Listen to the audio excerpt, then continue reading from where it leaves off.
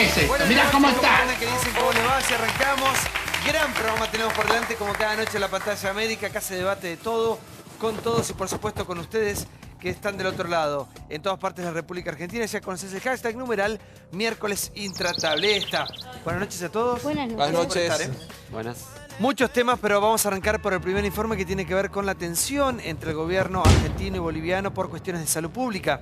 Vamos a ver cómo aconteció el día de la fecha. Hubo novedades con respecto a este tema, un tema muy delicado, muy sensible, y en el medio miles y miles de bolivianos y argentinos también, que quieren saber qué pasa o cómo se ponen de acuerdo en definitiva ambos gobiernos. Proyecto oficial y polémica. La salud pública en debate. Luego de los cruces con funcionarios bolivianos, el gobierno presentó el plan que llevará al Congreso para que los extranjeros dejen de atenderse gratuitamente en los hospitales. La iniciativa generó una fuerte discusión entre oficialismo y oposición. Debe gobernar la política migratoria el principio de reciprocidad. Esto es, un trato igual. El mismo trato que le dan a los argentinos en el exterior, darle a ese extranjero que viene a solicitar ese servicio. El proyecto de ley que se presentó acá es una paparruchada. El derecho a la salud es un derecho humano universal. Cuando uno ve que hay una especie de tour de compras y hay gente que no vive en la Argentina, que viene, se opera pagado por los impuestos de los argentinos y al día siguiente se va y no vuelve más, la verdad que es un abuso de derechos. Dejar de atender a personas por el solo hecho de que son extranjeros revela una falta de humanidad. Creemos que es un error muy bajo querer asociar esta discusión a cualquier vinculación con xenofobia. Intentamos por 2 años la suscripción de un convenio, pero bueno, es imposible. Se va a realizar una adecuación de nuestras normas internas para otorgar la atención en reciprocidad para los conciudadanos argentinos en nuestro país. Creo que hay que pensar en algún tipo de esquema que replique lo que pasa. Ellos cobran una cifra de extranjeros que es menor, pero que también marca la diferencia con aquellos que están proveyendo impuestos. Entonces entiendo la posición de la provincia de Jujuy, me parece que es una posición que vale la pena revisar para otros casos. Algunos de nuestros ciudadanos efectivamente vienen a Argentina, por ello yo quiero agradecer profundamente al pueblo argentino. No hay muchos otros ejemplos en el mundo de una cuestión de gratuidad de la medicina para no residentes, no existen. Bueno, vamos, ahí está, bueno. Marco Peña se tildó, ¿viste? Marco Peña sí. Saltó ese tema. Bueno, ¿cómo aconteció el día de la fecha? ¿Qué novedades hubo? Bueno, las novedades son obviamente que respondió Bolivia y que dijo que iban a adecuar para tener reciprocidad con los ciudadanos argentinos que se atiendan en Bolivia. Recordemos que en la región solamente hay 2 países que tienen atención gratuita a ciudadanos que no tengan una residencia permanente. Estos son Paraguay y Brasil. Y también la novedad de hoy es que Jujuy insiste, por supuesto, en que va a sostener la medida que planteó. Así comenzó toda la polémica.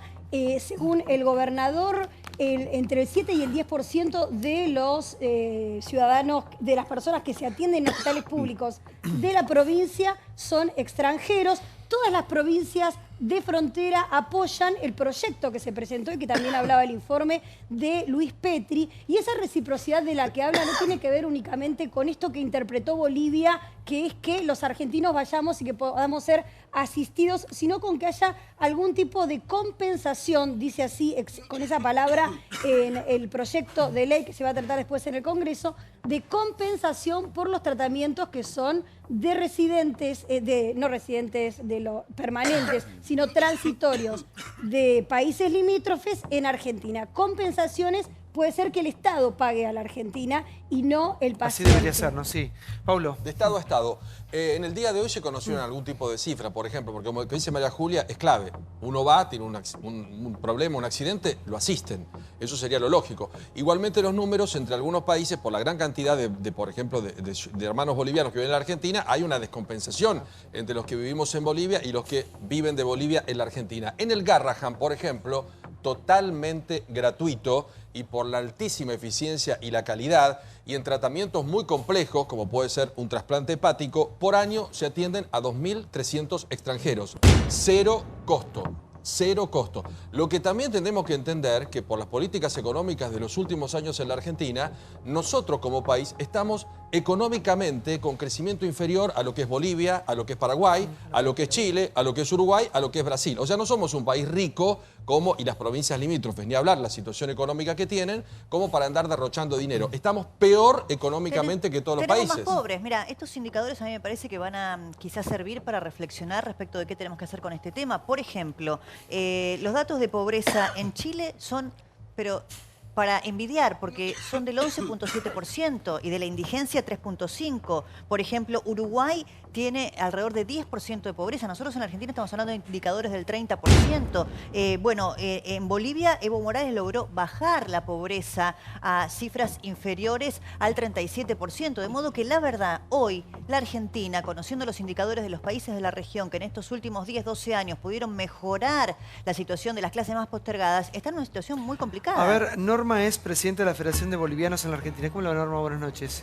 Buenas noches. La escucho, por favor. Bueno, la verdad para mí esto es un tema político. Creo que la comunidad boliviana, si hablamos de Jujuy Morales, es nieto de bolivianos. Sí.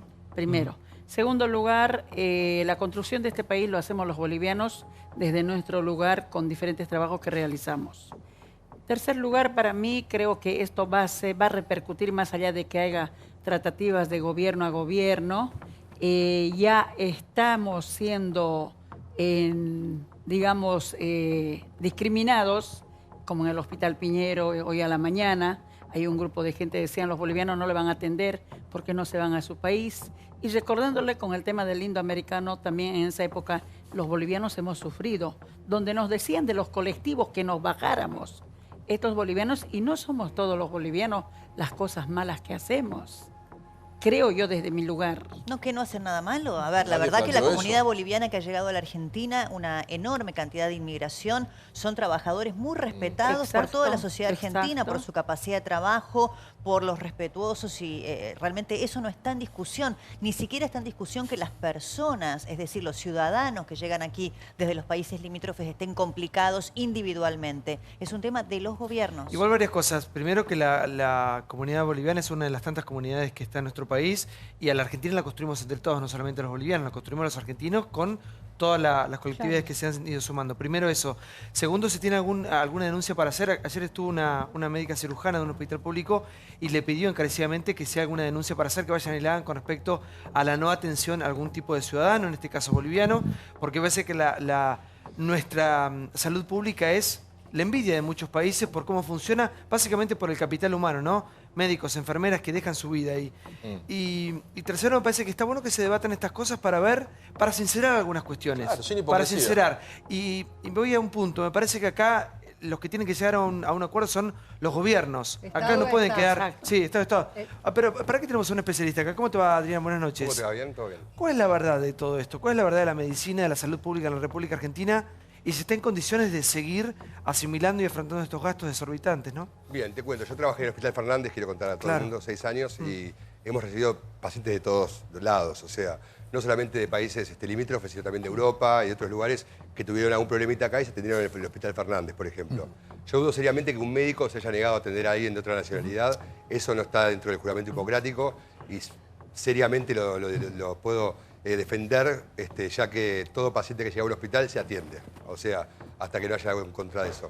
No sé si si incide tanto en el gasto público, de la salud pública, este tema en particular. Yo creo que de algún modo sí tiene mucho que ver con tal vez la calidad de atención o tal vez algunos recursos que se gastan, pero no sé si es el tema predominante, el tema del gasto de salud pública.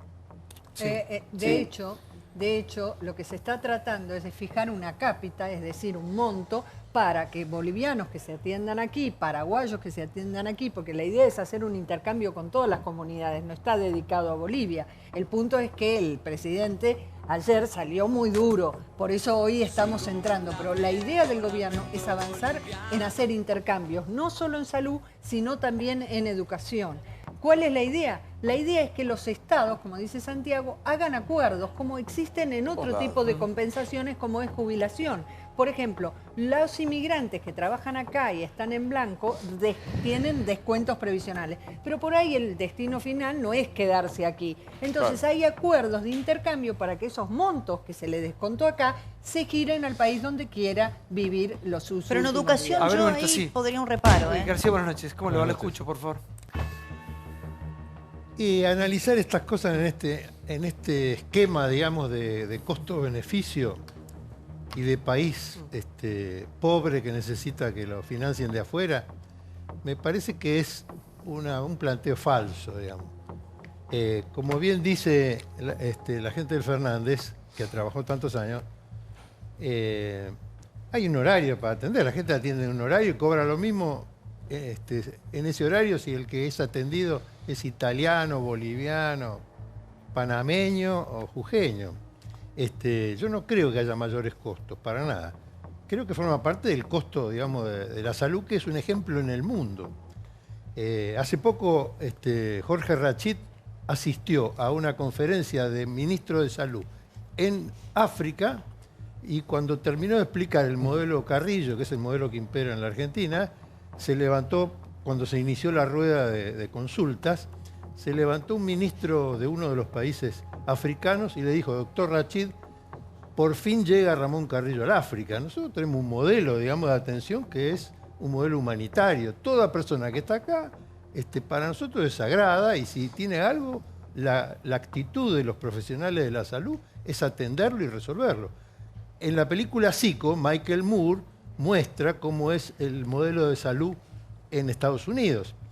Mostraban un carpintero que se corta los dedos con una sierra, levanta los dedos del suelo, lo lava, va a la salud, al hospital, y el médico mira y le dice: ponerte sale $12.000. Está más complicado, son $50.000. Y entonces... Pero el tema es que en Bolivia es así también. Y entonces le dice, eso es un problema del desarrollo de Bolivia. Nosotros lo que tenemos que ver es cuál... Nosotros tenemos 40 millones de habitantes y necesitamos 100 millones de habitantes para tener un país sustentable. Bueno, nosotros tenemos que promover la vida y promover la inmigración. No podemos con 43, 44... No, eso es un pensamiento que yo respeto, pero que no es cierto. Ah, ¿no? Nosotros ¿Y por qué tenemos pobreza? Necesidad y porque hemos sido explotados sistemáticamente por el imperialismo. Pero tenemos más pobres que Chile, que Brasil. Pero yo recién he dado los datos de Chile, de Paraguay, de Colombia, de Uruguay. Es un problema económico. Terminemos. No, yo creo que esto es una cuestión que incluso yo no estoy tan de acuerdo con este principio que por razones diplomáticas, eso sí lo entiendo porque diplomáticamente debe decirse, de famoso de la reciprocidad. Para mí esta es una cuestión económica que debe resolverse según el saldo de cuenta corriente binacional. Es decir, yo te atendí tantos pacientes de tu nacionalidad que me costaron tanto, vos me vendés 35 pesos de gas, yo te atendí paciente por 25 pesos, te debo 10 pesos, acá están. Y te voy a leer, Santiago, cualquier país, porque, digamos, si tenemos que tender a ser como los países desarrollados, a ser como aquellos países que cuando viajamos nos gustan, yo por razones de trabajo, dentro de mi trabajo en Infobae, dentro de un par de meses tengo que viajar a Australia. Esta es la aplicación de visa para Australia. Capítulo salud. El aplicante en su estadía en Australia, ¿cree que va a ir a un hospital, a un lugar de cuidado de salud, incluyendo lugares de nursery, mientras esté en Australia? ¿El aplicante cree que mientras esté en Australia va a asistir a un doctor, a un dentista, a un paramédico durante su estadía en Australia? El aplicante, bueno, luego tuvo tuberculosis, tiene algún miembro de su familia que tuvo tuberculosis, tuvo alguna anormalidad en su salud, tiene algún trastorno de sangre, cáncer, trastornos de corazón, hepatitis B o C. Es decir, para aplicar una simple visa tenés un capítulo de salud. Si no te dejan entrar y te preguntan si crees que vas a ir a un hospital. Claro, ahora, lo que pasa es que... los tipos estos, Yo, digamos, son... A ver, un minuto. La verdad que me sorprende el efecto Trump en la Argentina. Me sorprende. Nosotros fuimos muy críticos, todos asombrados. Llega Trump, qué horror, todo esto. Y estamos copiando todas las técnicas de Trump. Vamos a cobrarle a los extranjeros. Lo que dice Pablo, 2.000 extranjeros se atendieron a Garrahan. ¿Vos sabés cuáles son? 2.300 tratamientos Pero vos sabés complejos, cuáles son me duele la circunstanciales o hijos de inmigrantes que hace 10 años que están acá. Un hijo de inmigrante que está acá, que es residente ilegal, tiene los mismos derechos que cualquier Por argentino. supuesto, pero el tema no es que vos vengas de un país limítrofe a atenderte acá y no pagues nada. Es un delirio, no tiene incidencia. Pero le vamos a pasar factura por lo que Sí, hay que pasar factura, Chiche. El sistema médico Además, argentino. no es una cuestión de individuo, es una cuestión de Estado. ¿Pero cómo le vas a cobrar por los residentes que tenés 10 años acá que te están aportando Pero impuestos, necesitamos- trabajo? No, estamos hablando de lo que viene a atenderse. No por los residentes. Estamos hablando de lo que viene a atenderse. No, digo que en realidad escuchaba al amigo y escucho a Chiche ahora, me parece que hay una confusión en el análisis, porque lo que se está tratando de esclarecer es esos tours de medicina que la Argentina ha tenido por tiempos y por olas. En mi ciudad, Bahía Blanca, concurrían micros con mucha gente de Chile que cruzaban directamente, se iban a operar, algunos con operaciones complejas y otros con otras operaciones estéticas. Pero Juan Pablo, ¿cómo decís que se van a operar? ¿Vos crees que una operación es una cosa sencilla? No. Es un mito urbano los micros. No es ningún mito. Es un mito Chiche, urbano. En Bahía Hablan de Blanca trasplantes. no fue ningún mito. Bueno, está y te bien. quiero aclarar que todo eso no sale gratis para el paciente. Pagan una determinada cifra que no sé quién las cobra. Los Lo que médicos, no lo es un cobra curro es de el los hospital. médicos eso. Es un curro En de los consecuencia, lo que se está tratando de evitar es que haya este tipo de circunstancias. Por ejemplo, escuché una estadística en la Quiaca sobre 550 operaciones, 110 eran de bolivianos no residentes. No residentes, o sea, el resto era de residentes bolivianos y de argentinos. No eran, son 550 nacimientos por año que tiene el Hospital de La Quiaca, 110 son de mujeres que viven en la frontera en Bolivia, cruzan a la Argentina a tener a los niños tienen identidad argentina, pero en Bolivia también tienen doble nacionalidad, porque Correcto. así está estipulado. Que eso es lo que abordábamos, de que los problemas más graves los tiene Jujuy y Formosa principalmente, que tienen los hospitales colapsados. Vos pedís datos, Santiago, en la ciudad de Buenos Aires, el ministro Rubinstein en Nación hoy dijo, nosotros no tenemos datos sobre cuántos extranjeros se atienden en la Argentina, en la provincia de Buenos Aires no los tienen, y ¿sabés qué dicen informalmente en la ciudad de Buenos Aires? Que atienden 58% de gente de la ciudad de Buenos Aires, 39% del conurbano y el resto te lo tildan como otros, que puede ser gente del interior de la provincia de Buenos Aires, de cualquier parte del país. A ver si por un minuto, sí, Norma. Sí, por favor, la escucho. Bueno, estoy escuchando de los tours, lo que dice el amigo. Bueno, no sé si se acuerdan ustedes, hace 10 años también había tours de Argentina a Bolivia para operarse de la vista. Vinieron de Cuba médicos a Santa Cruz de la Sierra, a Valle Grande, donde el hospital se llamaba del Che, con el nombre del Che estaba. No sé si se acuerdan. Eso van también argentinos. Si hablamos de los argentinos, tenemos 20.000 argentinos como residentes en Bolivia. Acá estamos 300.000 habitantes. Estamos hablando de La Quiaca de punta a punta. No es como dicen 2 millones de habitantes de bolivianos en la Argentina. Eso no es correcto. 48.165 es la cifra total, ¿no? Son 27.000 los temporarios, según datos del Ministerio del Interior del 2017. Pero es que, para un minuto, María Julia, un minuto, por favor. Yo no quiero caer en la trampa de un caso, de otro. Por eso te decía hoy, Norma, que esta cuestión la tienen que resolver los diferentes estados, los diferentes gobiernos. Eso es político. Y si uno se van a atender de acá, ya también tienen que poner... Acá lo que estamos tratando es de visibilizar algunas cuestiones. Hay mucho curro médico, como dice Chiche, en eso coincido también. Puede ser. Pero es cierto que hay una salud pública que por un lado está colapsada en un país que tiene un 30% de pobres. Sí, ordenar Así los que acá sí números. empezamos a ordenar algunas cuestiones. Pero no tiene nada que ver, no tiene nada que ver los ciudadanos, ni tanto ni de Argentina, ni de Bolivia. Hay que solucionarlo, como sea. Yo no puedo creer que los radicales hagamos apoyen una esto. cosa, porque si no caemos en la hipocresía, y hay un club de caretas con todo esto impresionante, porque la mayoría de la gente siente cosas, pero después en los medios queda bien decir otra. Llamemos a que venga todo el mundo y regalamos salud, regalamos educación. En Uruguay, vos tenés un inconveniente, no vas con tu prepaga y tenés que pagar. Sí, claro. Y tenés que pagar muchísimo. Sí, en Uruguay, y tenés en que Chile, pagar en muchísimo. Bolivia. Vas a Chile y pasa lo mismo. Ni que hablar con el primer mundo. Yo traigo los ejemplos de los países limítrofes porque son los países hermanos donde más nos parecemos. En No, Chile Estados te Unidos exigen donde un un dedo seguro cuesta. al entrar. Bueno, Exacto. acá te piden copia de tu credencial pero de seguro médico. Eso es Australia. Vamos a las cosas que nos rodean.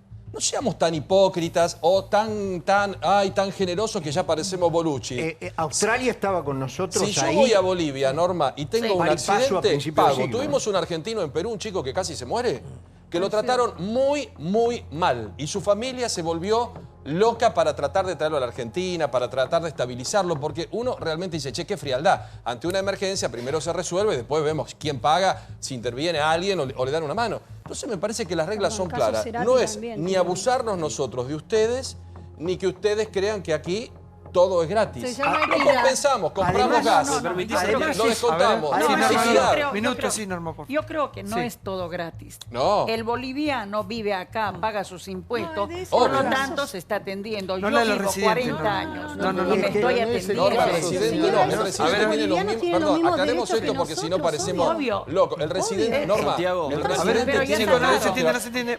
Sí, de uno. El residente que viene, tramita sus papeles, sea del país que sea, tiene el mismo derecho de un argentino. Por supuesto. Vive acá en la ciudad, tiene un inconveniente, va a un hospital público, lo atienden. Acá lo que estamos hablando es a la persona que circunstancialmente está en cualquier país en forma temporaria y en cualquier parte del mundo uno viaja. Nosotros, por ejemplo, salimos a trabajar y tenemos que ir con una cobertura, la nuestra personal o una cobertura que nos dan los medios, porque nos llega a pasar una pavada y es un escándalo Cormillo, por monetario. favor, sí, doctor. Algo importante, no sé para dónde está orientando la discusión ahora, pero yo quería aclarar que sí hay, no sé si tours, yo lo llamaría tour de salud, o sea, Bueno, hay lo renales dije crónicos, para hay que- renales crónicos de países limítrofes que vienen a tratarse en la Argentina, a hacer diálisis, a hacer... No es mito eso. No, vienen en bondis o vendrán en combis o vienen en sus medios, pero sí organizan para poder tratarse en la Argentina. Pero hay algo interesante que tiene que ver con que hace unos años atrás, hace bastantes, ¿no? Cuando yo atendía en el Fernández, era muy difícil administrativamente lograr llegar a que paguen los pacientes. O sea, vos tenías cualquier obra social o prepago, era muy complejo acceder a que administrativamente se le cobra el prepago, el hospital pueda cobrarle al prepago de la persona que se atendía gratis la cuenta del hospital. Eso mejoró muchísimo últimamente y actualmente está bastante aceitado el sistema, pero proponer una cuestión donde se puntualice cada paciente atendido, donde no hay ningún tipo de estadística, no hay ningún tipo de contabilidad real cual. sobre los pacientes extranjeros, residentes, no residentes, son todas personas. Y si hay una limitación más o menos mediana en acceder al sistema de pago, se deja al paciente como gratis porque es mucho más sencillo y menos costoso que estar buscando qué paga. Eso es importante saber, que tiene que estar aceitado el sistema administrativo para hoy poder es lograr así. este tipo de sistema. Por favor, doctor. Sí. Hoy es así. Hace muchos años que se cobra en la ciudad de Buenos Aires. El problema del Fernández era el SAME, la persona se cae. ¿Quién quiere que te levante? El SAME, no ninguno de los privados. Te lleva al Fernández, que era el lugar donde había mayor complejidad para un caso de traumatismo, y al mes, cuando estabas bien, te llevaban a la mejor clínica, te daban una cafeaspirina con gusto a frutilla, el tipo había pagado, el del prepago había pagado los 10 mejores días y vos te habías comido en el sistema. Es mucho más barato el arancel de los oficiales, pero hoy se cobran casi 800 millones de pesos por año a las prepagas y obras sociales con este sistema, que es difícil de instrumentar porque vos al paciente que entra tenés que seguirlo a cada uno de los servicios donde fue y tenés que facturar cada uno. En un privado va un tipo atrás como un taxi y te va marcando ecografía, te va marcando cada cosa que va haciendo. En cambio, en el sistema público es mucho más difícil. Pero porque... eso se soluciona A ver, con por un favor, software. diputado, sí. Bueno, Me no es parece que solución, sino primero gente, tenemos está- que darle está- tranquilidad a los millones o miles de extranjeros residentes que hay en la Argentina y que han cumplido con la ley migratoria, tienen hoy su DNI como residentes y en ese caso tienen todo el derecho a acceder a la salud pública como si fuera un argentino. Me parece que tiene que quedar claro, la Argentina es históricamente un país abierto a la inmigración, tenemos la ley migratoria, te diría, más flexible de América Latina, porque la Constitución así lo establece, así nos hemos formado como nación, y tenemos, gracias a Dios, muchos extranjeros, como muchos bolivianos, que ayudaron a construir este país. Esos que tienen residencia van a tener el mismo acceso a la salud pública que hoy tienen, no hay ningún cambio. Lo que está en debate es justamente los que no tienen la residencia, que en su país que no tienen el acceso, que vienen por ejemplo en los tours que existen, como bien dicen, a operarse y utilizan el salud, utilizan el sistema público que no pueden utilizar en su propio país. Su país no le da la cobertura médica y vienen a buscar la cobertura médica del Estado argentino. ¿Vos viste alguna vez un tour de eso? Sí, bueno, sí, conozco si no un lo montón de denunciaste, casos, si no lo denunciaste, sos lo acaba de decir el doctor. Bueno, yo no sé dónde lo vio Adrián. Lo acaba de decir el doctor Cormilló, hay un montón de casos, y hay un montón de organizaciones que nuclean a esos extranjeros y los traen a la Argentina. Pero insisto, que quiere venir a operarse a la Argentina, porque se instala en la Argentina y adquiere la residencia, va a poder hacerlo. Ahora, el que no tiene residencia argentina, por supuesto que tenemos que establecer un sistema de reciprocidad con el país que así lo corresponde, porque estamos hablando de presupuesto público que pagamos los impuestos todos los argentinos. Sí, Claudio. Santi, parece que tenemos que darnos la oportunidad de discutir un tema que es serio, que es complejo, con una mínima seriedad y no caer en estas cosas que a veces son fáciles, son demagógicas, porque entonces vamos a romper con una tradición que nadie quiere romper y me parece que nadie está, ni se está discutiendo en el Parlamento, ni nadie está de acuerdo con eso. O sea, todos somos hijos de algún tipo de inmigrante y si no lo somos también da lo mismo. Somos todos iguales los que vivimos acá, habitamos el suelo argentino, no importa dónde nacimos. Entonces, si podemos encapsular eso, que estamos todos de acuerdo, de lado, me parece que pasamos a la cuestión medular. Nunca Santi, podemos pues, discutir si no, nada, siempre porque nos todo el tiempo, estamos sí, atajando. pero todo el tiempo nos estamos atajando de algo No que puede ya está. ser, Sí, porque perdemos mucho tiempo y uno se engancha con contestarle y que no quedar mal. Entonces, me parece que eso tiene que dar... Muchachos, acá la cuestión es que tenemos 30% de pobres. De alguna Yo manera, haría ¿cómo empezar? bueno, Sí, por ¿cómo eso, hagámosle dos frente cosas. a... Somos un país pobre, empobrecido, sí. desigual, por Sí. montones de cuestiones que por ahí en alguna coincido con vos, Somos un Martín, país en rico, muchas somos un seguramente país no, pero la verdad que tampoco importa. Muy porque si rico. no nos vamos Con a discutir 30% por de eso. pobres. Es un país rico con 30% No de pobres. Sí. Somos un país que no tiene los recursos ni el tiempo. Y te digo por qué. Porque en Europa esto ya está como en todo. Ya lo discutieron. La Unión Europea tiene una integración muy fuerte, también en términos personales y en términos de salud. Ya se discutió. Hay seguros y contraprestaciones de país a país. ¿Qué es lo que pasa? Hay muchos, sobre todo alemanes e ingleses, que viajan a España a atenderse. Y entonces la contraprestación que está establecida es baja. Ahora están ya hablando de la tarifa que se tiene que pagar. Y la segunda cosa que también habría que mencionar, los turnos. Porque los recursos son finitos. Y cuando se llena de una gente, dice, bueno, mirá, el tipo que nació en Sevilla tiene que ir después de 35 alemanes. Un ejemplo, un número que estoy diciendo que es real, ¿eh? ¿Qué hacemos? Y bueno, estamos en la Unión Europea, o sea, eso está contemplado, se está discutiendo ahora. Otro camino es el de el que ingresa al país por el motivo que sea, el tour médico, viene a ver, conocer la cancha de Boca, quiere hacer lo que quiera, entra con un seguro médico. Me parece que eso es fuerte. Como cuando viajamos, pero, llevamos. digamos, cada uno tiene su solución previa. No hay más problema. Está bien que se abra la discusión, lo hemos dicho ayer, y bien por el paso atrás de Bolivia, por lo menos de abrir un poco el juego y discutirlo. Ahora, a mí lo que me preocupa, yo coincido con Martín García, lo que planteó de cómo es la Argentina, también Daniel lo decía, el origen, cómo crecimos, cómo nacimos, cómo somos como argentinos, sin comparar con los demás modelos. Es un orgullo, la educación, la salud, puertas abiertas para todos. Ahora bien, a mí me preocupa un tanto el antecedente, esto que se está ahora pronunciando, que para mí marca, recuerden esto, un antecedente y un antes y después, que como se utiliza este gesto y esta excusa de la crisis de la salud, los que vienen de otros lugares, que pase No es en una ámbitos excusa mucho la más... crisis de la salud, No, lo digo por esto, escúchame. Es por algo muy reducido. Va a pasar que la Ciudad de Buenos Aires no va a querer atender gente de provincia. Ya pasó en Pilar. Noviembre de 2017, Nicolás Ducoté intentó implementar el bono de salud donde los que no son de Pilar, no eran de Pilar, tenían que pagar un bono extra porque la salud de Pilar está en crisis. Entonces no podemos atender gente de Malvinas, gente de... Bueno, Malvinas no, porque viene pasando tiene eso hace un muchos modelo. años. No, pero digo, Malvinas, vos si no sos de Malvinas no podés entrar bueno, al por eso hospital. digo, no tiene que suceder eso. Si sos de José Cepaz, si sos de Escobar, no lo permitieron la gente de SICOP, que es la Asociación Sindical de Profesionales de la Salud de Provincia de Buenos Aires, lo impidió. Pero esto puede ser un antecedente para que los de Morón no se puedan atender en Ituzaingó, los de Merlo no se puedan atender en Moreno. Digo, es peligroso esto. Tenemos que tener todos una libertad absoluta de poder atenderse en cualquier lado. Bracatelli, perdón, esa sospecha, que puede ser cierta de tu parte, Y si hay este antecedente... digo, la verdad es que en algún momento también habrá que ordenar eso, porque los Bueno, yo no quiero impuestos ese de los país, de habrá que Pilar debatirlo. mantienen el Hospital Municipal de Pilar. Ven que ahí está, esta es la ideología, pero esto es lo que es quiere, así, comienza por eso, ¿ves? Que en está Bahía en la Blanca génesis, va a pasar tenemos eso. dos Va a pasar hospitales eso. muy importantes solventados por los ciudadanos de Bahía Blanca. Y naturalmente que es un costo importante cuando empiezan a aparecer va a pasar de todos eso. lados. Prepárense porque se no viene va eso a en pasar. Argentina, va a pasar eso. No va a pasar eso. Lo que quiero decir es que alguna vez habrá que ordenar el sistema para que todos tengan la misma posibilidad de concurrir a su propio hospital y resolver su problema. Por favor, que seguimos sumando invitados. Gracias, Norma, por estar con nosotros. Muchas gracias. Sumamos más voces porque el tema de a continuación tiene que ver con la educación pública. Tema tremendo, crucial en cualquier sociedad. ¿Qué pasa? ¿Arrancan las clases o no arrancan las clases? Sumamos voces y aquí está el informe. Mirá. Intratables Kids. Hoy les presentamos una historia donde los protagonistas son los más chicos. ¿Querés que te cuente el cuento de la buena pipa? ¡No! Nosotros hemos hecho una negociación con toda responsabilidad y nos hemos encontrado con el no cumplimiento de la palabra. Que hay una realidad provincial que sí, claramente hace que puedan pagar un determinado aumento salarial. Yo no dije que no, dije si querés que te cuente el cuento de la buena pipa. ¡No! Nuestro acuerdo es, si la inflación es el 18, pagamos el 18. Si es menos, pagamos el 18. Y si es más, pagamos lo que sea la inflación. La proyección de inflación de este año es el 25. Y así podríamos estar toda la noche. Otra negociación paritaria que se frustra y otra vez la amenaza de paro para el comienzo del año.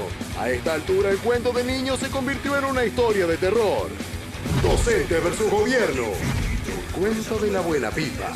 Hoy hemos hecho nuestra tercera propuesta. Sucesivamente, una tras otra, hemos ido mejorando. 15% en 3 cuotas. El presentismo lo habíamos rechazado y la cláusula de revisión la habíamos discutido en la reunión anterior, que no la íbamos a aceptar de ninguna manera. Por cada 11 alumnos hay un docente. Este problema del ausentismo y toda esta historia del exceso de docentes nos cuesta prácticamente 20.000 millones de pesos por año. La misma propuesta, desde el 15 de febrero a la fecha, sin un cambio. Seguiremos trabajando en los próximos días para poder llegar a un acuerdo, no obstante lo cual entendemos que eso no debería poner en tela de juicio el inicio de las clases. Nosotros no especulamos con el inicio de clases, si no, no hubiéramos reclamado que nos convocaran en el mes de diciembre. Que el principal responsable de que crezca el conflicto, de que haya paro de 48 horas y movilización a la Casa de Gobierno el día 6 es María Eugenia Vidal. No hay ninguna razón válida para que, habiendo diálogo y habiendo mesa de negociación y habiendo propuestas, esto sea un obstáculo para el normal inicio de clases. La ciudad ha mejorado la propuesta, ha ofrecido un 3 promedio, más un 8, más un 4, y además adicionales por capacitación y por título. Nuestro rechazo a esta propuesta está muy lejos de lo que nosotros hemos planteado. No entiendo por qué sacan un paro antes de terminar de discutir. Mañana hay clases en la Ciudad de Buenos Aires. ¿Cómo puede ser que tengamos que discutir a pocos días del inicio de clases si las clases empiezan o no? Si la negociación está vigente, si hay diálogo. Hace 20 años que discutimos esto a esta altura del año. Romina, buenas noches. Gracias por estar con nosotros. Te escucho, por favor.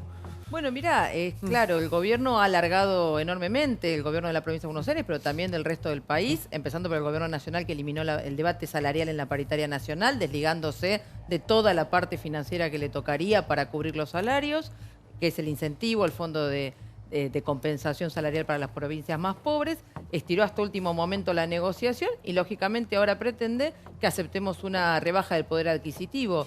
El 15% no se lo creen ni las consultoras amigas del gobierno, que hoy no bajan en una proyección de inflación del 23-24%. Por lo tanto, el 15% en 3 cómodas cuotas para llegar a un salario con suerte de 14-15 mil pesos en octubre-noviembre, que está claramente por debajo de la línea de pobreza, es inaceptable. Y esto es lo que está pasando ahora. ¿Y por qué no la cláusula gatillo, Lipovetsky? Bueno, es parte de la negociación. Con todo lo que pelearon por ella, ¿no? Sí, nosotros la propuesta es más general. También está incluido el tema del presentismo, que nos parece importante. Me parece que el debate, aparte de lo salarial, que por supuesto es muy importante, es debatir cómo está la educación pública y el problema que tenemos justamente con el ausentismo. No entiendo por qué los docentes rechazan en general lo que tiene que ver con la capacitación y tampoco entiendo por qué rechazan lo del presentismo. Después, por supuesto que en ese marco, el paro ahora convocado, cuando estás en el marco de una negociación, lo que hace es utilizar a los chicos como rehenes, cuando me parece que estando abierta la negociación y mostrando un gobierno que está abierto a seguir negociando, como acabamos de escuchar a los funcionarios provinciales y los funcionarios de la Ciudad de Buenos Aires, me parece que es realmente utilizar a los chicos como rehenes y no es lo que corresponde. Hay paro ya, ¿no? Sí, Guillermina, por favor, buenas noches. Buenas noches. Mirá, yo creo que yo estoy sorprendida que en la mesa de negociación lo único que va y viene es una cifra de salario. La educación está realmente en una situación muy grave. Si uno ve los resultados de las pruebas, tanto de las pruebas internacionales como las nacionales, bueno, es evidente que el sistema no funciona. Hay muchas medidas, alternativas, posibilidades que se pueden negociar en una mesa para lograr mejores condiciones para que aprendan los chicos. Porque lo que no aparece en esta negociación son los chicos. Y el problema de que el sistema educativo no es capaz de enseñarles los instrumentos básicos de la cultura. Eso no pareciera que se va a modificar ni con un punto más, ni con un punto menos del salario, ni con la cláusula gatillo, ni sin la cláusula gatillo. Aquí hay que hacer un profundo trabajo en la educación. Y me parece que ninguno de los dos actores están poniendo sobre la mesa los elementos que se necesitan para ir negociando una verdadera mejora de la educación. Por ejemplo, todos sabemos que las escuelas secundarias, que son las más críticas de todos, bueno, para dar una cifra, el 49% de los chicos que están en el último año de la secundaria, recordemos que, que hay un 50% que ya se fue, no saben los elementos básicos de la matemática. Y un 30% de la lengua. Es decir, tenemos chicos 13 años en la escuela, 13 creo, ¿no? Sí, 12. 12 o 13 años y no podemos enseñarles a leer y escribir, ni tampoco los rudimentos de la matemática. Bueno, esto es muy serio. Algo ha pasado en el país en los últimos 20 años para que lleguemos a este extremo. Y eso que ha pasado es una negociación entre el poder político y los gremios que se ha reducido históricamente a esto, que es lo que nosotros conocemos, porque no sabemos qué más se negocia en la mesa de políticos y gremios. Mi idea es que se negocian otro montón de cosas que no tienen que ver con beneficiar a los alumnos, ni siquiera beneficiar a los docentes. Tiene que ver con beneficiar a las estructuras gremiales, a las corporaciones. Y quiero hacer la salvedad, no estoy hablando de los gremialistas, estoy hablando de los gremios. Tenemos gremios fuertísimos, gremios con mucho poder, con mucha capacidad económica, que de algún lado salen.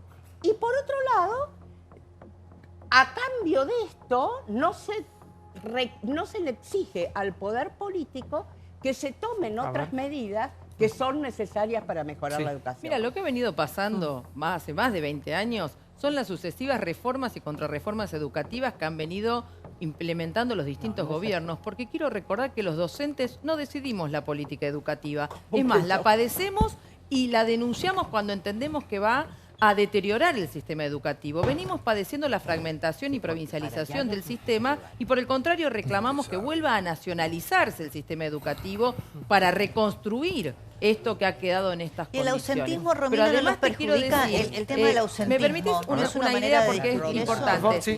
Que es la siguiente. Aquí se habla de de medidas, de que lo único que se discute es salario y demás. Nosotros hemos estado todo este mes de febrero y también en diciembre reclamando y luchando contra todo un conjunto de medidas de ajuste. Por ejemplo, tenemos cursos de escuela primaria de primer grado en La Matanza con 67 alumnos y no hay el espacio físico para desdoblar ese grado.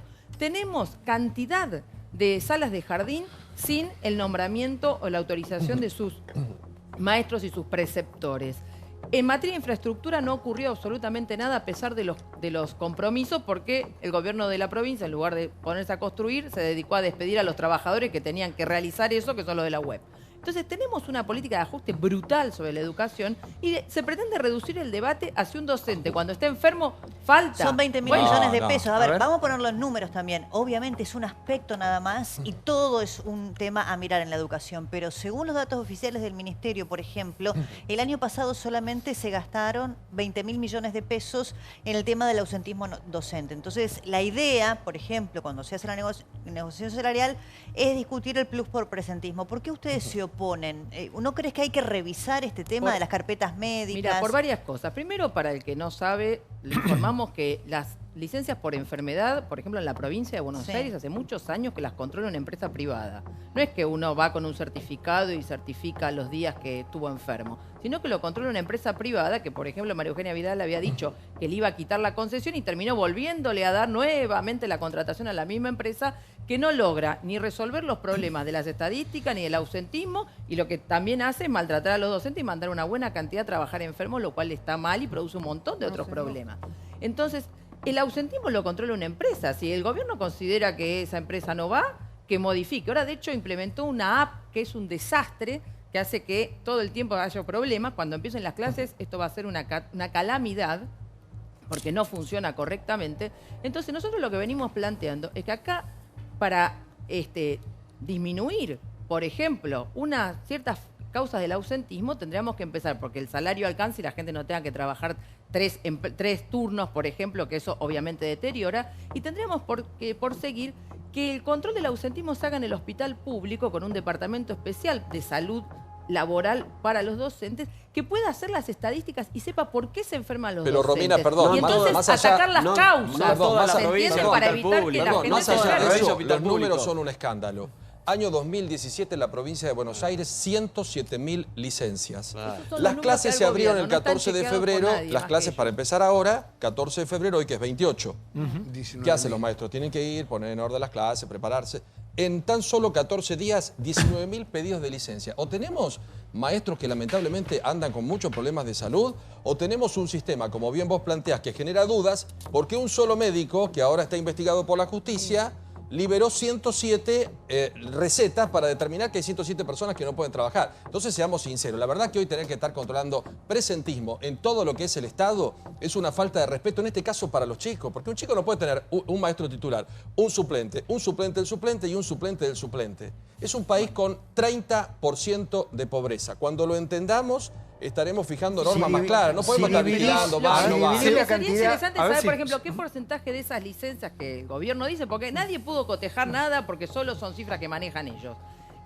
Son, por ejemplo, por maternidad o por trastorno de embarazo. Bueno, pero no todas son madres en el mes de febrero, Romina. Pero si vos te fijás, te vas a dar cuenta que hay una buena cantidad que viene de ahí. Escuchame, hagamos una cosa. Aceptemos, si es un tema menor, por ejemplo, como en el Congreso, cuando pusieron la huella, que armaron un escándalo porque hay gente que no conocía cuál era su lugar de trabajo. Si es un tema tan menor y es un premio, suponete, si vamos todo el año, tenemos un premio de 6.000. Nos dan 4.500 pesos y faltamos 8 veces. Nos dan 3.500 pesos y faltamos 6 veces. ¿No conviene presentarse, tener un vínculo con los alumnos? Yo me fijo en un solo lugar y estoy a favor de ustedes, cobran realmente muy poco, el gobierno está empacado porque pone 15, 3 reuniones, 15, va a ser la misma respuesta. No. Pero hay un montón de chicos en el medio que van a ser las futuras generaciones que lamentablemente hoy son semianalfabetos, no aprenden nada, viven de paro, no pueden ir a las escuelas, están en mal estado y como acá plantea muy bien Guillermina, no se sientan ustedes a discutir cosas de fondo. ¿Por qué no aprenden? ¿Por qué no saben interpretar? ¿Por qué no saben? El tema es, che, ¿cuánto ganamos este año? El ministro Baradel el otro, elecciones, entonces metámosles 17 días de paro. Queremos discutir cosas de fondo. Por ejemplo, queremos discutir que estamos en contra de que se cierren los bachilleratos de adultos. Queremos discutir que estamos en contra de que se eliminen programas de sostenimiento de la escolaridad como el CESAF. Pero discutan que los pibes no arrancan el colegio. No, pero queremos discutir todo eso. Eso es lo que estamos discutiendo ahora antes de la escuela. No escuché una sola declaración de un dirigente sindical bonaerense preocupado por el ausentismo. Porque podrías decir, mirá, no estoy de acuerdo con la cifra, pero sí, nos preocupa el ausentismo, trabajemos con el gobierno para resolverlo. No escuché una sola declaración de un dirigente sindical bonaerense docente, hablando sobre la preocupación por la calidad educativa. ¿Por qué no se sientan con el gobierno a hablar de esos temas? No pareciera que fuera responsabilidad de eso. Buenas noches, Gustavo. No, me parece que hay un momento en que tenemos que dejarnos con esta cosa de jugar a pelearnos todo el tiempo. ¿Y cuánto va a pasar? Porque desde que yo soy chico estamos discutiendo lo mismo. En algún momento los pibes tienen que ir a la escuela, tienen que aprender las cosas que no están aprendiendo. Me parece que hay que fortalecer la idea de docentes en las escuelas enseñando lo que hay que enseñar. Venimos estos días con un estudio que dice que la Argentina tiene el doble o el triple de los docentes que tienen los países que tenemos alrededor. Entonces, ordenemos quiénes tienen que estar, qué es lo que tienen que hacer y vayamos sobre un esquema ordenado donde los pibes aprendan. O sea, tenemos un problema de aprendizaje porque tenemos un desorden en el sistema que es terrible. Ahora, dos cosas veo acá yo que me parece que son para resaltar. Primero, que el gobierno puede negociar por una inflación potencialmente que no está acorde a lo que va a ser la inflación del año. Digamos. Eso me parece ya punto partido mal. Y por otro lado, yo elevaría los sueldos como debe ser, pero no puede haber un plus de presentismo. Vos no te pueden pagar por ir a trabajar. Eso ya me parece que está mal desde el vamos. Sí. ¿O no, Gustavo? Sí. A ver, es lógico que en cualquier otro trabajo no te van a pagar por presentismo, porque va de suyo que vos vas a trabajar. Obviamente, es un contrato por determinadas horas y determinados días, y es tu obligación, y cuando te enfermas tenés la licencia correspondiente y eso no admite... En el sector privado tenés presentismo, ¿cómo que no? Sí. Tenés presentismo que si vos no faltás en todo el mes, el sueldo es un bono, completo. Claro, es un bono adicional. Presentismo y puntualidad. Pero de cualquier manera, me parece que hay como muchas discusiones paralelas.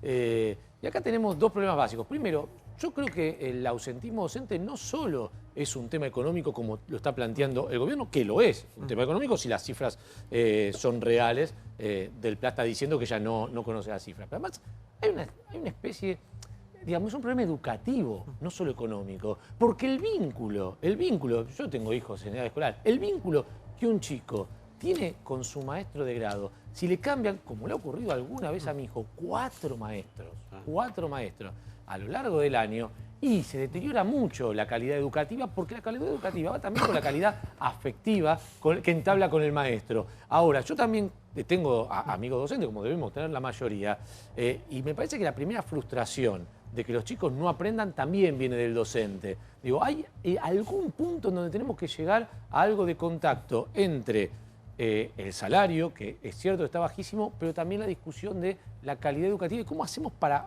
intentar ir dando pequeños pasitos. Nadie está pidiendo pasos siderales porque en este país eso ya no sirve, pero pequeños pasitos para ir acercándonos a la educación que tuvimos en algún momento en este país. Mira, me parece que el fundamento de lo que se está planteando parte de la idea de que el docente no querría ir a la escuela.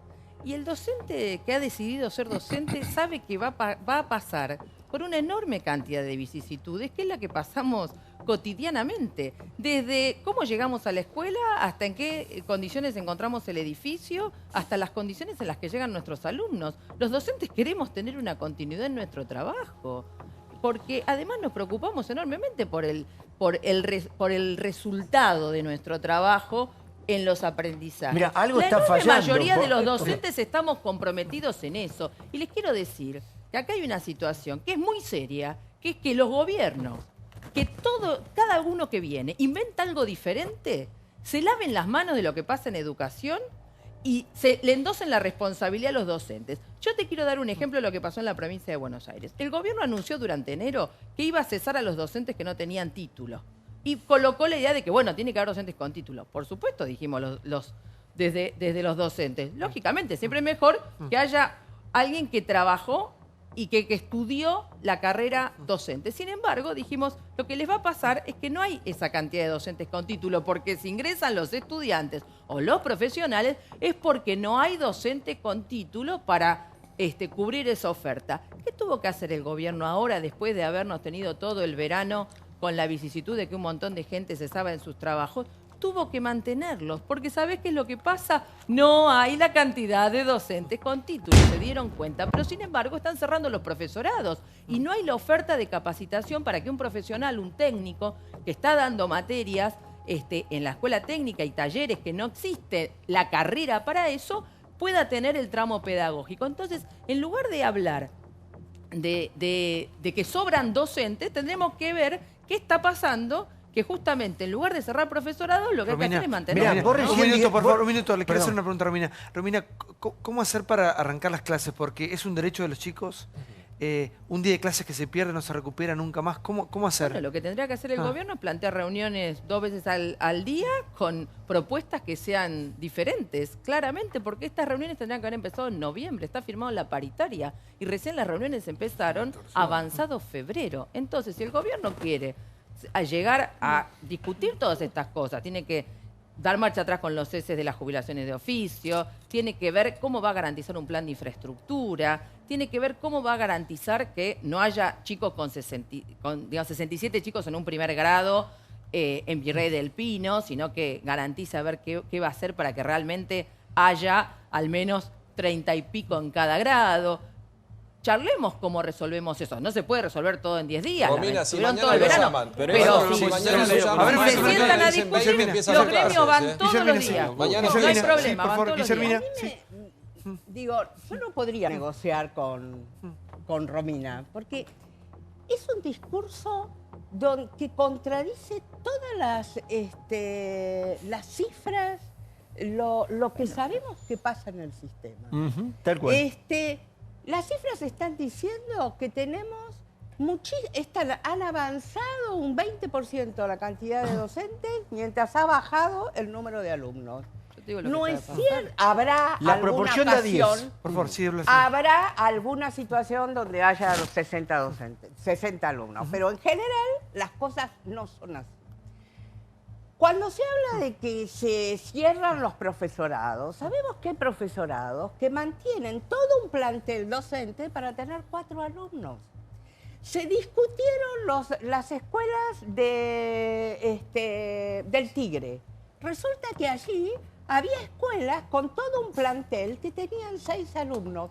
No es solamente una cuestión económica, sino que los chicos van a la escuela para estar con otros chicos, no con el primito o el hermano solamente. Entonces, la obligación del Estado es mandar a ese chico a una escuela donde haya otros chicos. Se encontraron 18 escuelas rurales que no tenían ni un alumno. En el día, digamos, hay las cifras de las evaluaciones nacionales e internacionales dicen que somos el país que más ausentismo docente tenemos en toda la región y que más ausentismo de alumnos también tenemos, porque se genera una situación donde los alumnos no van, los docentes no van, es todo un desorden, como decía aquí Gustavo.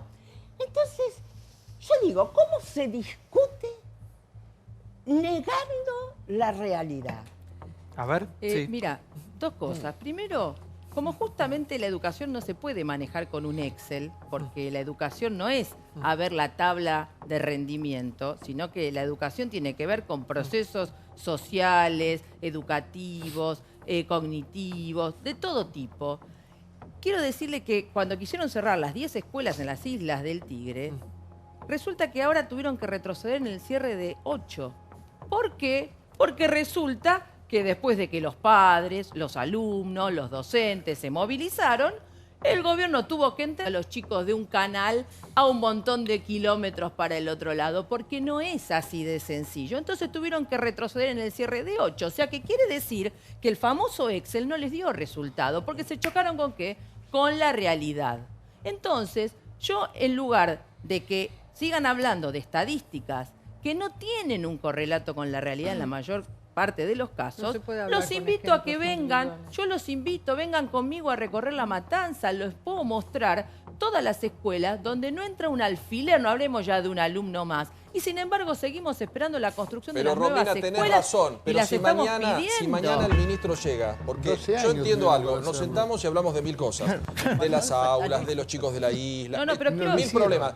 Pero si mañana aparece el número mágico, que es el 20%, empiezan las clases, tenemos el mismo sistema educativo que es un desastre, las mismas ausencias, nos olvidamos no por nosotros, no por nosotros. Nosotros hoy estuvimos en la jefatura regional reclamando por todo esto. Y las clases todavía no empezaron. Y quiero decir que nosotros también nos opusimos a las medidas durante el gobierno kirchnerista, porque justamente a nosotros, que somos de la multicolor, no nos van a achacar que no nos plantamos frente a los ataques que sufrió la educación pública, también bajo el gobierno kirchnerista. Sí, Gustavo. Bien o mal, los padres están encontrando una salida que es irse a escuelas públicas de gestión privada.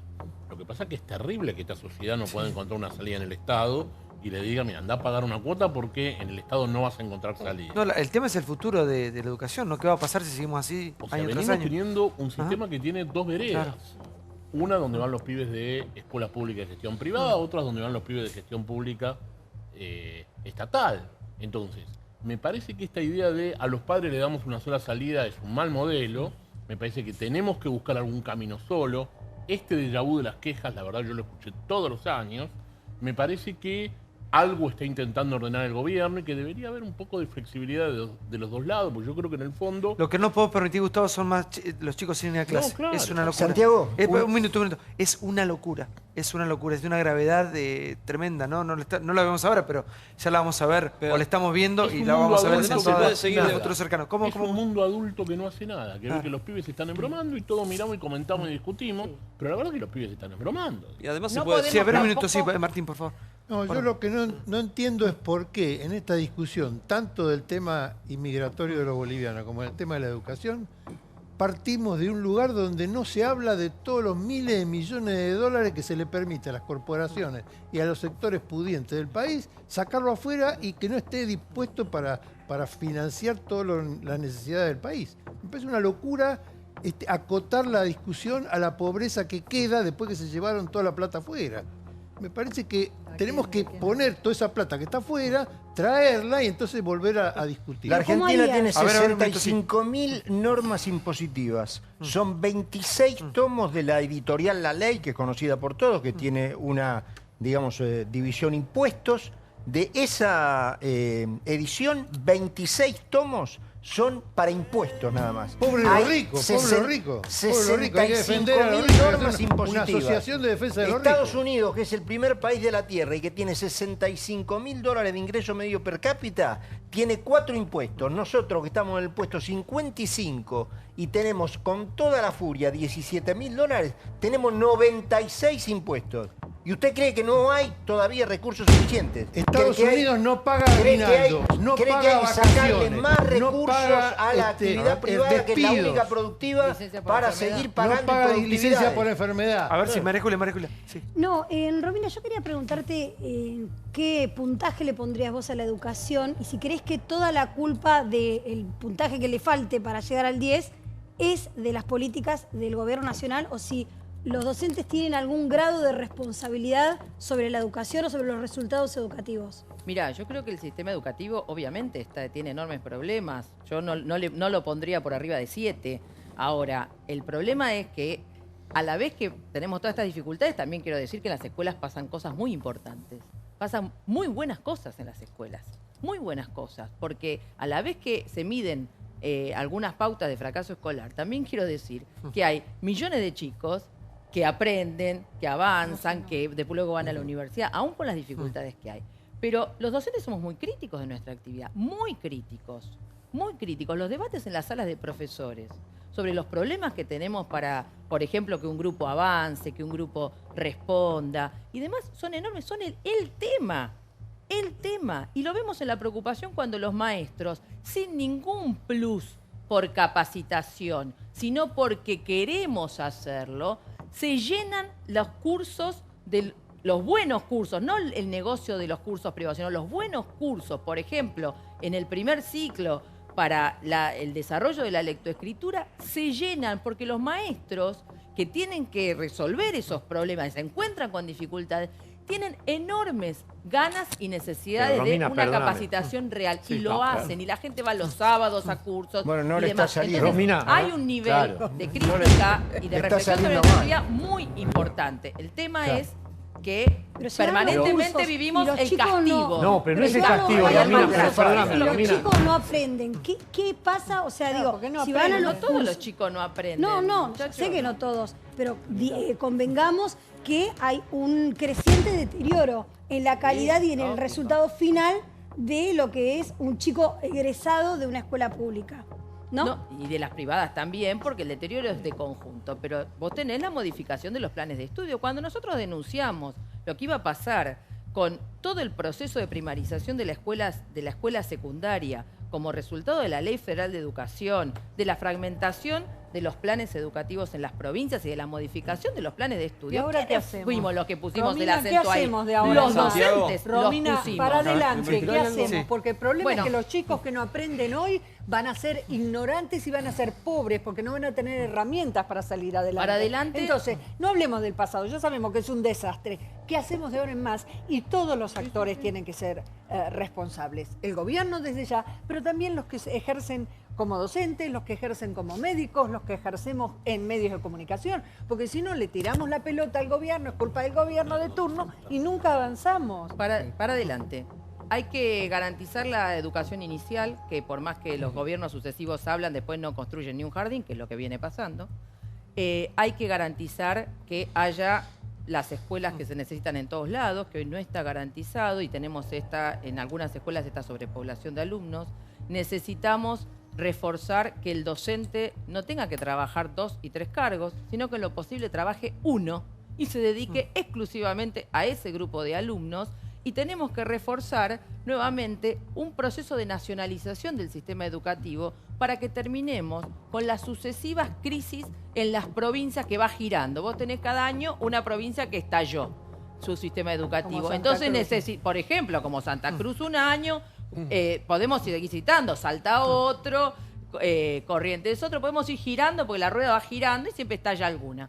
Entonces, si el Estado Nacional se hace cargo presupuestariamente y una parte para garantizar los salarios. ¿Cuánto tendría que ganar un docente, Romina? Mira, yo creo que un docente debería ganar en salario básico, sobre la base del blanqueo, no todo plata nueva, sino sobre la base del blanqueo y demás, un básico que sea igual a la canasta de pobreza, 16.700 pesos.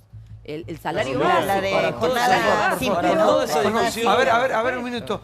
Romina, sería por lo favor. elemental Romina, para que trabaje sí, un solo profesional rico, por favor, claramente. Romina, ¿y por qué no dar esta batalla, esta discusión con los chicos dentro de las aulas, que es lo que siempre se pide? Bueno, nosotros la venimos dando todo el tiempo. El Pero las problema es clases que empiezan estamos en mañana. y con esto mismo que digo, yo presenté un proyecto de ley sobre estos mismos elementos que acabo de mencionar, porque entendemos que tenemos que desenvolver propuestas en positivo y de salida.